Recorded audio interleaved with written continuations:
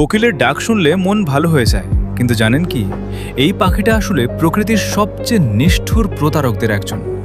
কোকিল কখনো নিজের বাসা বানায় না, নিজের ডিম নিজে শেখে না, এমনকি নিজের বাচ্চাকেও একটা দিন খাওয়ায় না। তাহলে কোকিলের বাচ্চা বড় হয় কিভাবে? কে করে তার যত্ন? আর সে অন্য পাখিদের এত নিখুঁতভাবে বোকা বানায় কিভাবে? বসন্তকালে একটি মাদি কোকিল চুপচাপ নজর রাখে অন্য পাখির বাসার দিকে। হতে পারে সেটা দোয়েল, শালিক বা ময়নার বাসা। ঠিক যখন বাসার মালিক একটু দূরে যায়, কোকিল দ্রুত ঢুকে পড়ে।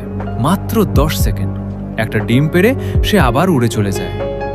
সবচেয়ে ভয়ঙ্কর বিষয় হলো, কোকিলের ডিম দেখতে প্রায় হুবহু একই রকম হয় বাসার আসল ডিমগুলোর মতো।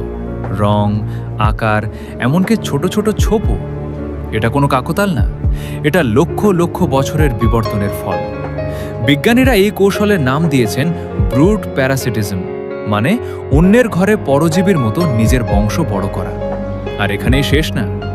কোকিলের ডিম সাধারণত আগে ফোটে, আর জন্মের কয়েক ঘন্টার মধ্যেই সেই ছোট্ট বাচ্চাটা চোখ না খুলেই এক এক করে অন্য ডিমগুলো বাসা থেকে ঠেলে ফেলে দেয়।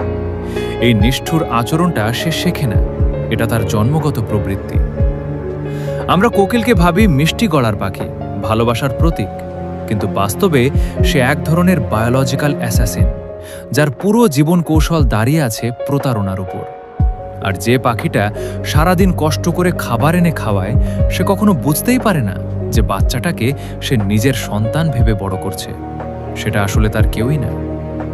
প্রকৃতি কখনো কখনো ভয়ঙ্কর রকম নির্মম।